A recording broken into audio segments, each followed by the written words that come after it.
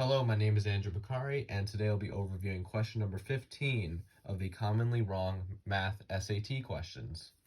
So, this question says, the graph of the given equation, which is x squared minus 6x plus y squared minus 8y equals 0, okay?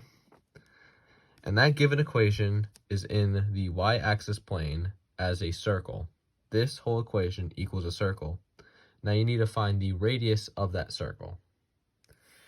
So let's write out the standard form of a circle. This is the formula, which is x minus a squared plus y minus b squared equals r squared. Now you may be wondering, what is a and what is b? It's not in here, it's not anywhere in here. A and b are the center of the circle. It's as if you were to have a graph, and the circle right here has a point in the middle. That is its center. Where that center is located has an x and y value to it. And that x and y value is told as a and b as the center.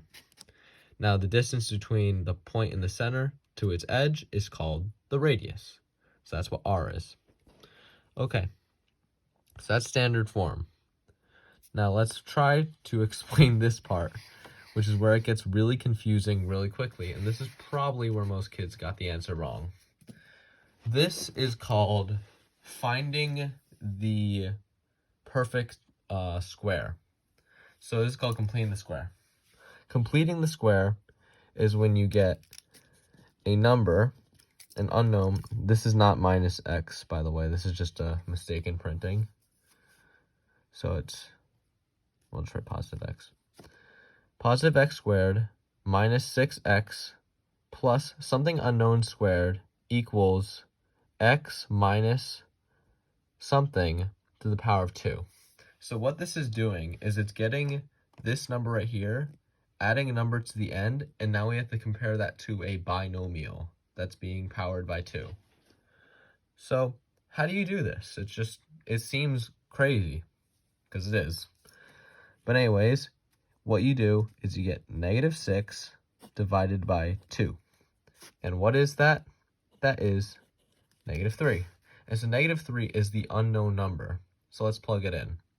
X squared plus 2 times negative 3x plus 9. This 9 is from the negative 3 times negative 3, because negative 3 to the power of 2, which equals 9, because negative times negative equals positive. And let's plug it on this side. X minus 3 to the power of 2.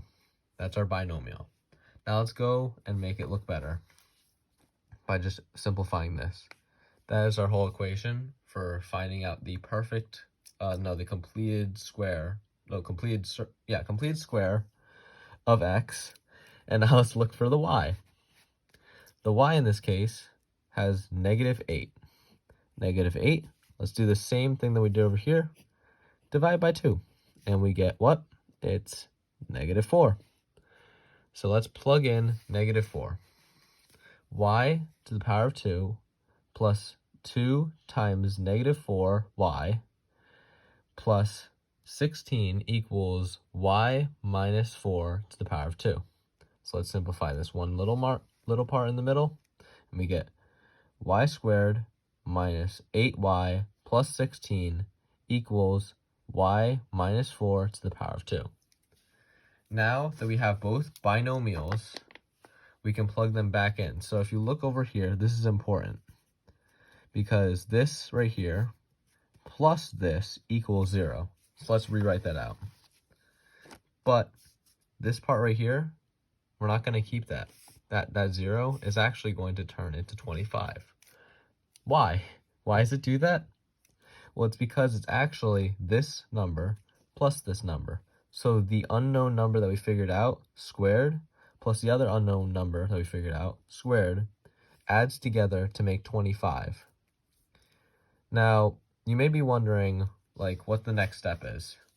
And in this case, in other cases, if you're looking for the center of the circle, you would just simply solve by getting x equals 3, and y equals -4, and the center in this case would be 3x3, and then y being -4. But we're not looking for the center. We're looking for the radius. And a lot of kids, if they got this far, probably made a mistake at this point because they saw 25 and they're like, oh, 25 must be the answer.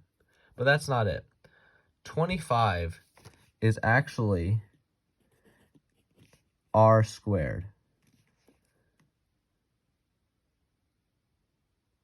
So what we need to do in order to get r by itself is by square rooting it, which leaves us with 5. 5 is our radius. 5 is d. D is our answer. And that's how you figure it out. That is how you solve this equation. Now, let's go on to the next bit. This part is going to be your work. You're going to work and you're going to figure out how to solve this problem. And I will give you time for it. Here's the next equation. I even wrote the standard form for a circle at the top, so you can keep that. Make sure you write that down in your notes, because that's actually really important for the SAT. Okay, so this is going to be your formula. X squared plus 12x plus y squared minus 4y equals 0. And I will give you a minute to figure out this equation. Take a screenshot, print it out, or just watch along and wait a minute, and then I'll help you out and figure it out with you. Okay, so let's see the first step.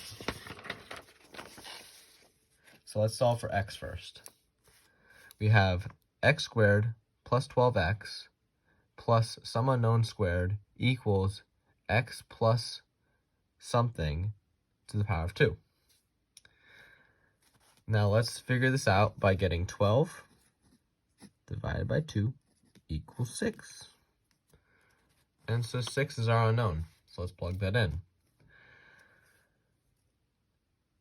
X to the power of 2 plus 2x, well, plus 2 times x times 6, my bad. 2 times 6, x plus 36 equals x plus 6 to the power of 2. So you just got a trinomial made into a binomial. So let's just simplify this one side. So now we're left with, this is what's the useful part. So let's just keep this, all right? Now let's move over to the y's. Let's do the same thing. Y to the power of 2 minus 4y plus some unknown number squared equals y minus that unknown number to the power of 2. So let's write it down. Now let's get -4 divided by 2, and we end up with -2. -2 is going to be our unknown that we plug in. So it's y to the power of 2 plus 2 times -2y plus -2 to the power of 2 equals y minus -2 to the power of 2. Okay, so let's rewrite this out. We have y squared minus 4y plus 4, because this right here is just -2 times -2, which equals 4, equals y plus 2 to the power of 2. Okay, still following along? All right, so let's move on to the next step, where I don't have it pre-written. So, what's the important part of this side? It's this. What's the important part of this side? It's this. Now, the separation in between is positive. Okay, keep that in mind because that becomes important right now. X plus 6 to the power of 2 plus y plus 2 to the power of 2 equals, now you may be tempted to write 0, but remember, it's these numbers, 36 and 4. So 36 plus 4 equals 40. 40 is our answer, but it's not. Remember, 40 is not actually your entire answer, because if you look at standard form, it's r squared. This right here, 40 equals r squared. We need to get r by itself. So let's square root both sides.